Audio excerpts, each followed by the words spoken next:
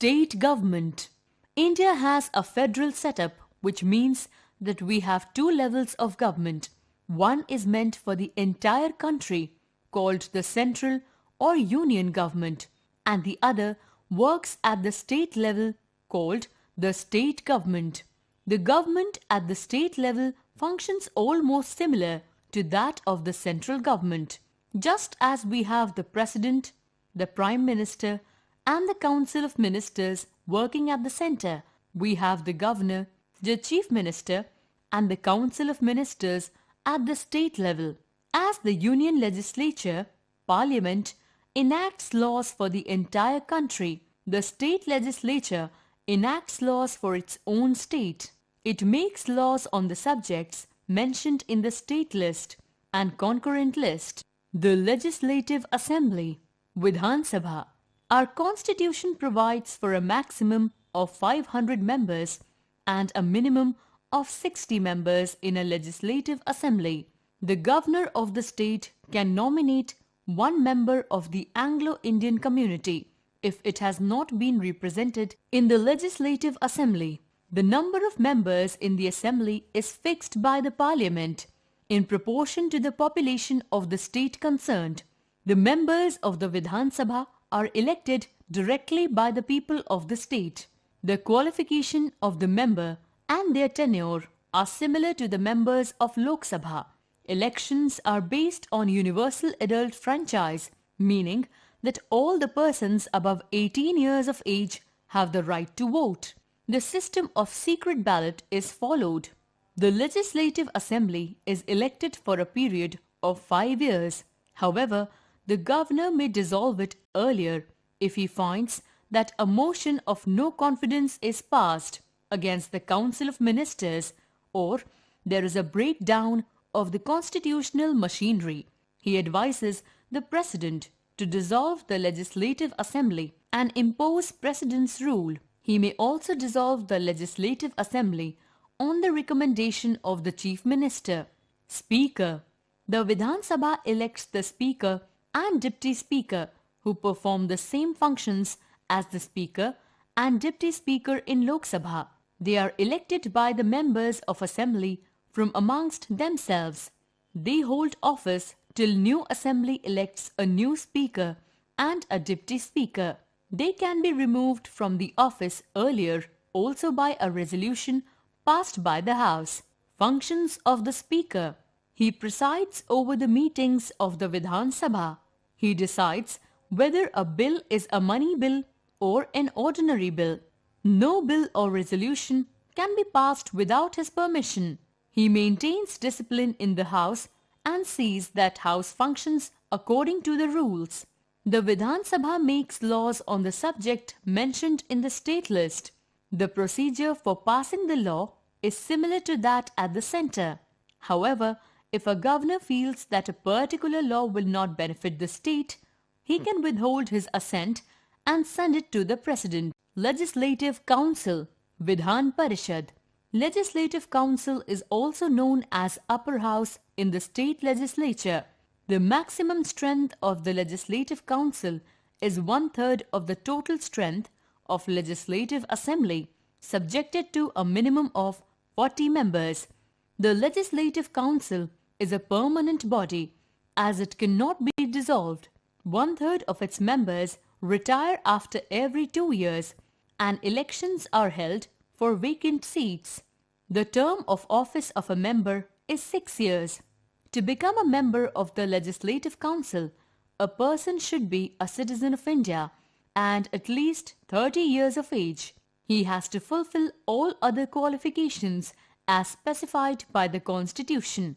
Unlike the Legislative Assembly, Legislative Council is not a directly elected body. 1/3 of its members are elected by the members of Legislative Assembly. Another 1/3 of its members are elected by the members of local government bodies. 1/12 of the members are elected by an electorate consisting of university graduates. Another 1/12 are elected by an electorate consisting of teachers of secondary schools, colleges and universities, and the remaining 1/6 are nominated by the governor of the state. These nominated members are distinguished individuals from different walks of life like arts, science, literature, music, social work, etc. The members of the Legislative Council elect a chairman and deputy chairman from amongst themselves. The chairman is the presiding officer in the House and deputy chairman conducts the proceedings in his absence. They remain in office as long as they enjoy the confidence of the majority and can be removed from their office by a resolution passed by the majority. Functions of the legislature. Legislative functions. One of the most important functions of the state legislature is to make laws on 66 subjects mentioned in the state list and 44 subjects mentioned in the concurrent list. In case a law passed by the state legislature is contrary to a law passed by the union legislature, the central law prevails, or when the state legislature is not in session, the legislature controls the government. The chief minister remains in power so long as he enjoys majority in the Vidhan Sabha. The members of legislature use various methods to get information from the government about its policies and how it performs its functions. Debates and discussions in the legislature keep the government on its toes. Limitations on the powers of state legislature. Bills on certain subjects cannot be introduced in the state legislature without any prior approval of the President. Bills on certain subjects passed by the state legislative cannot be signed by the governor. They have to be sent to the President for his consideration and assent. The governor of the state can reserve any bill passed by the state legislature for the consideration of the President. Relations between Legislative Assembly and Legislative Council. A. Legislative Assembly is essential for a state, while Legislative Council is optional. B. Money bills can be introduced only in Legislative Assembly. The Legislative Council has to reject or pass the money bill within 14 days. Otherwise, the bill is considered to be passed. C. Legislative Council has limited powers over ordinary bill too. If it rejects a bill or makes changes or withholds it for 3 months, Legislative Assembly can pass it again. This time, the bill is considered passed if the Legislative Council does not return the bill within 1 month. D. In matters of exercising control over the executive, the Legislative Council has only formal powers and has less authority in toppling the government. Thus, we can see that the Legislative Assembly enjoys more powers than the Legislative Council. How bill becomes a law. A proposal to make law is called a bill. A bill can be of 2 types, ordinary bill and money bill. Ordinary bill relates to daily administration, whereas money bill relates to imposing of taxes or spending money from the treasury. An ordinary bill can be introduced in either of the 2 houses, whereas a money bill can only be introduced in the Legislative Assembly. The introduction of the bill in the House constitutes the first reading. The minister or the member in charge of the bill takes permission from the Speaker of the House to introduce the bill. Only the title of the bill is read out at this stage. During the second reading, clause by clause discussion takes place on different aspects of the bill. If it is passed by the House, the third reading of the bill takes place. At this stage, voting takes place. Once the bill is passed from one house, it is sent to the other house, where same procedure is followed again. If the second house also passes the bill, it is sent to the governor for his or her assent. When the governor signs the bill, it becomes a law. A governor has 2 options after receiving a bill. He or she may send the bill back to the legislature with his or her recommendations. But if the House passes the bill again, the governor has to sign it. Secondly, he or she may reserve the bill for the consideration of the President. In this video, we will learn about how the state government works. As we all know that in India, we have three levels of government. That is the center, state and local government. India has 29 states and 7 union territories. And all of these 29 states as well as 2 union territories, that is Delhi and Puducherry, have their respective state government. And the remaining 5 union territories are ruled directly by the central government. That's what the word union territory means. Union means central. Anyways, this video is about how state government works. So our focus will be on state government. Alright then, the first thing that you need to understand is that the state legislature has 2 houses. They are called as Vidhan Sabha and Vidhan Parishad. Just like at the central level, the parliament has 2 houses, Lok Sabha and Rajya Sabha. Similarly, at state level, there are 2 houses, Vidhan Sabha and Vidhan Parishad. But here is a catch. Not every state in India has bicameral legislature. As of 2017, only 7 states, they are Andhra Pradesh, Telangana, Bihar, Jammu and Kashmir, Karnataka, Maharashtra and Uttar Pradesh. Only these 7 states have bicameral legislature, meaning they have 2 houses, Vidhan Sabha and Vidhan Parishad. That means in India only 7 out of 29 states have Vidhan Parishad. In other words, only 7 out of 29 states in India have bicameral legislature. And the rest 22 states have unicameral legislature. Bicameral means 2 house and unicameral means 1 house. Always remember this point. Now the Vidhan Sabha is the lower house, which is similar to Lok Sabha, and the Vidhan Parishad is the upper house, which is similar to Rajya Sabha. Vidhan Parishad is also called as Legislative Council, and Vidhan Sabha is called as the Legislative Assembly. As we know that at central level, Lok Sabha is much more powerful than Rajya Sabha. Similarly, at state level, Vidhan Sabha is much more powerful than Vidhan Parishad. And the reason they are important is because both the members of Lok Sabha and Vidhan Sabha are elected by the citizens of India. In India, every 5 years, general elections are held. You and I get to vote for an MP and an MLA. MP is a member of parliament. After getting elected, he or she goes on to become a member of Lok Sabha. And an MLA is a member of Legislative Assembly. After getting elected, he or she becomes a member of Vidhan Sabha, which is the State Legislative Assembly.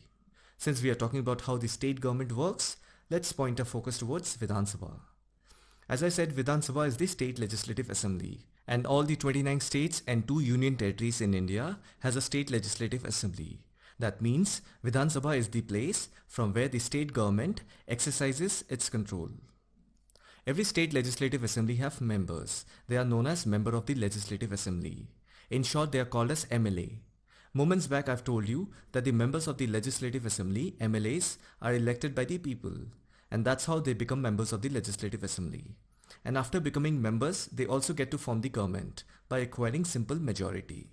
That means at the state level, the MLAs represent the collective voice and will of the people. And we know that at central level, the Lok Sabha MPs represent the collective voice and will of the people. I hope so far it's going smooth and you're able to comprehend. Now let's see how are these MLA elected. We know that every state in India has a Legislative Assembly. Now to choose a member of Legislative Assembly, elections are conducted. For that, each state is divided into constituencies. Every state has different number of constituencies depending on number of seats in their respective state legislative assembly. Currently, the state that has the most number of constituencies is the Uttar Pradesh Legislative Assembly, followed by West Bengal, Maharashtra and Bihar. Here is the entire list, just pause and have a look at it. Anyways, states are divided into constituencies, and from each one of these constituencies, one MLA is elected. And various state as well as central political parties contest in each one of these constituencies for an MLA seat. The political party whose MLAs have won more than half the number of constituencies in a state can be said to be in a majority. For example, the UP Legislative Assembly has 403 constituencies. So if a political party has won in more than 50% of the constituencies, that means if a political party has won in at least 203 constituencies, then that political party is declared as the winner and will go on to form the government at state level. So far we have seen how the MLAs are elected. Now we will see how do people who are MLAs become ministers or chief minister.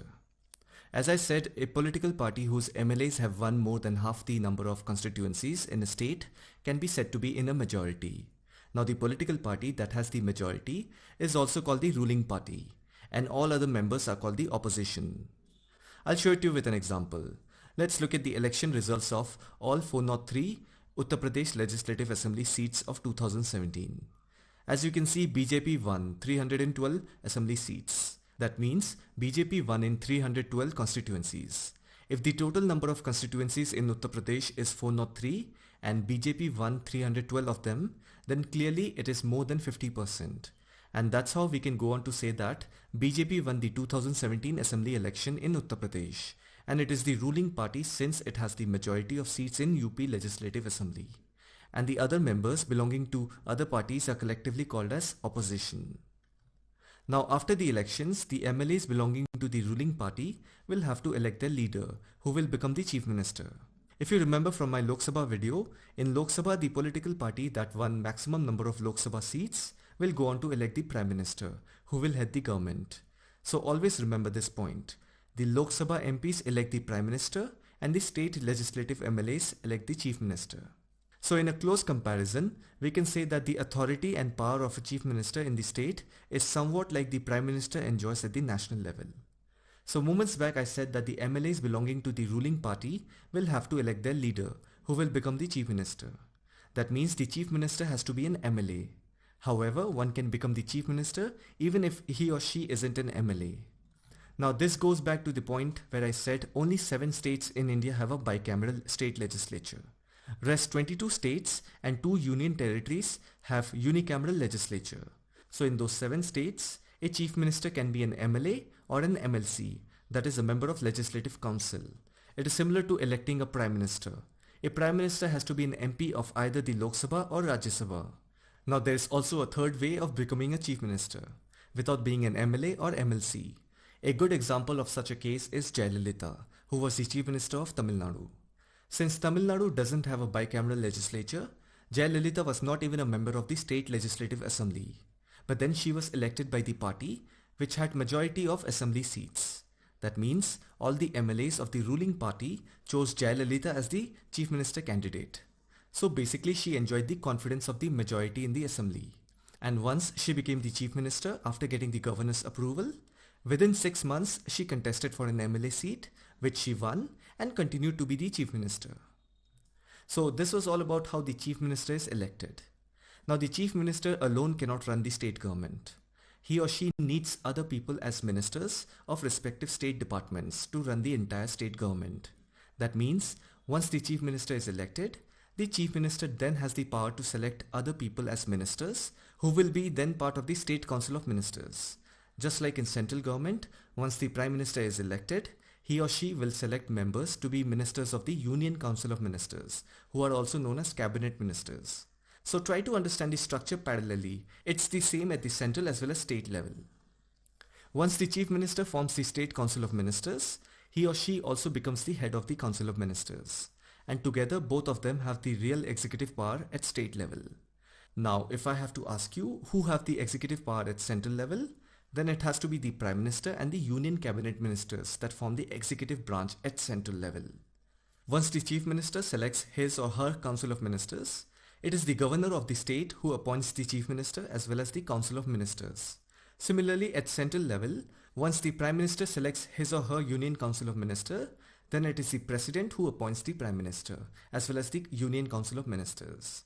That means at central level it is the President who finally appoints the Prime Minister and the Union Cabinet Ministers, and at the state level it is the Governor who appoints the Chief Minister and the State Council of Ministers. I hope you are able to understand this in a parallel manner. The Chief Minister and other ministers have the responsibility of running various government departments or ministries. The Chief Minister allocates the departments to ministers. The Chief Minister also has the power to change the department of any minister. All these departments and ministries have separate offices. Since all of these ministers are a member of Legislative Assembly or a member of Legislative Council, that means some members will have dual responsibilities. That is, one as an MLA and the other as a minister of various state departments. Now a chief minister can hold the office as long as he or she continues to be the leader of the majority in the state legislative assembly. In that case, a chief minister can remain in office for 5 years because that is the maximum tenure of state legislative assembly. The governor can only dismiss him or her in case he or she loses his or her majority support in the State Legislative Assembly. The State Legislative Assembly can also remove him or her by passing a vote of no confidence. And we have seen that the Chief Minister is the head of the entire State Council of Ministers. That means if a vote of no confidence is passed against the Chief Minister, then the entire Council of Ministers resigns along with the Chief Minister. The Chief Minister is the main link between the Governor and the Council of Ministers.